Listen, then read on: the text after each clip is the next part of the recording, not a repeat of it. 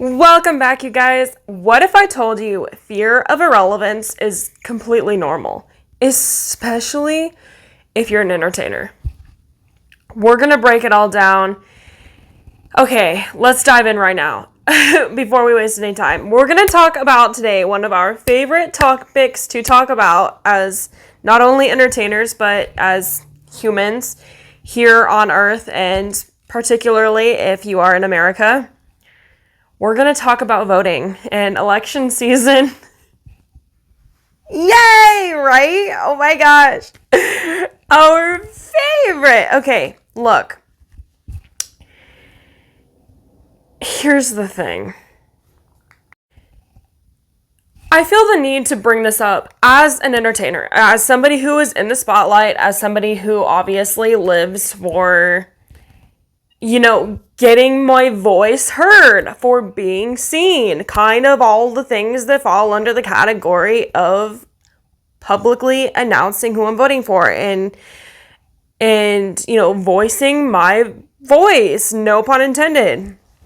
I'm not going to say who I'm voting for, by the way. Like, the thing is, there is no right answer. There's literally no right answer. Not only this election, but like every election ever, there is no right answer, because maybe at one time, but it's been ruined for years. Anyway. The thing is, does our vote even count anymore? There's that too. I digress. But where I'm trying to go with this, and not to get political and make people hate me, is the fact that so many people are shaming celebrities, right? Like Taylor Swift, for an example. I want to defend my girl Tay Tay. And this is not, by the way, like to defend her or whatever. It's not to bash her either. It's just, here's the thing. I look at it from the point of view of not in the sense that I am obviously like voting for Harris because of the fact that she did and because I stand Taylor. No.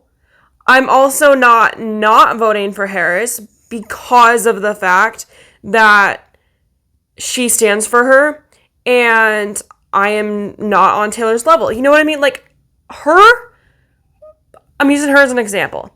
Her casting out publicly who she votes for and is saying go out and vote does not sway me either direction.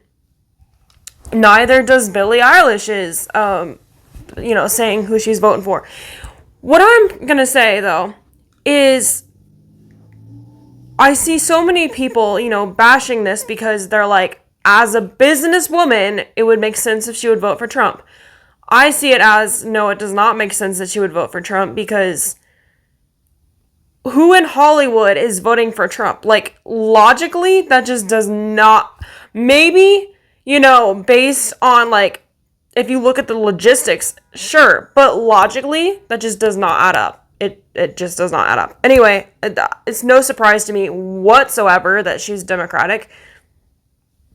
No surprise. So I don't know why other people are surprised. I think I just, I'm like, have you been living under a rock? I am confused. Truly. Also, it's funny that people say that her voting or promoting voting Democratic is going, to sway the next generation. It's funny that people say that because the last time that she put out, hey, vote for, was her name Marsha Blackburn or something like that in Tennessee, she literally lost that election. Martha lost that election. And people thought it was due to the fact that Taylor said, go out and vote. And then they actually ended up voting the opposite direction because they're like, oh, now that it's brought to our attention, we don't support these things. So if Taylor's aware of that at all, I digress. Okay, where I'm trying to go with this is I view this, though, as from the point of view that I see this coming from an entertainer myself. I look at her and the people who say that she's just a pop stars should not be able to vocalize, hey, go vote, because that's not their line of work. You know, they're not into politics. They're singers. They are pop stars. They need to stick to what their niche is and not sway out of lines. And don't get me wrong. I get this. I do. I get it. I understand where that comes from. But also, when you look at her, she's an artist, and what does she write about? She writes about her life experiences. She writes about her views on things. She writes about, you know, her feelings. She writes about things that impact her. Political views very much can affect her, not only, you know, her feelings, her emotions, yada, yada, whatever, stir that stuff up, but it also does affect her life. She's talked about this in the Miss Americana documentary, how there are things like stalking matters that matter politically in her life. So I completely understand, you know, why she would feel the need to come out and vote, and I'm not going to bash that either. I see this again as a point of view as an entertainer, as somebody who has such a large platform. If she was not saying, get out there and vote, people are going to bash her for that too. People are 100% going to bash her for that too. So because of the fact that she is, you know, saying go out and vote, people are only supporting it if it falls under their particular belief system. If it does not, off with their head. It's extremely narcissistic. Truly, it is. It's, if you reflect as an extension of me that, what's the word? I can't think of the word, but, you know, that reflects, that's the word. If it reflects well on me as, you know, you being an extension of a music taste that I like or whatever, and then it reflects well on me, then yes, I 100% support you going out there and saying, hey, go out and vote. But because it doesn't reflect well on these people and their political beliefs, they're like, you shouldn't do it. Don't do it. I, again, am in the middle. I just see this the way I see this, and I see this as the point of view of coming from an entertainer, as somebody who so desperately wants to be heard, who so desperately wants to be seen. Why should we not be able to cast our vote publicly? Especially if you are somebody who has such a large platform. And I get, again, like, if you feel that because her fan base is so large that the opinions of her fans are going to be obviously swayed to one particular party because of her fan base, you know, being so, like, cultish and, you know, like, we're doing whatever the queen says, those people, I'm sorry, they should not be voting. If they are that easily swayed and that easily impressioned by her, if they cannot have a mind of their own and vote for themselves and what they truly believe, they should not be able to vote. They shouldn't. Does that change the fact that they do? No. But let me just say that if they truly are that swayed by a pop star, I'm just going to say that they're not voting probably based on the fact that she said it.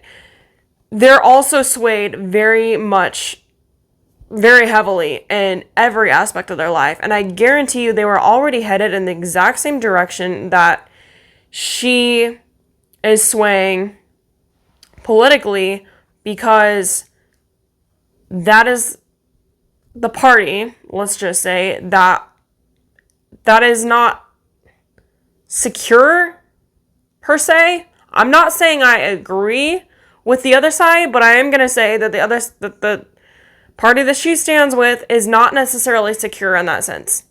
Quite frankly, this is not where I was trying to go with this episode. And I don't really want to waste this entire episode talking about this because, one, I could get flagged, and two, it's just not fun to listen to. It's going nowhere. Bottom line here is that I think as entertainers, we all have a fear of irrelevancy. We do. And especially when our career is based on entertainment. We feel kind of like, did we really do our duty here on earth by just being an entertainer? Like, what did people really get from us? This is kind of why I wanted to go into coaching, because I was like, I feel like there's so much more that I can be doing to help people rather than just like entertaining, being like fun for a night.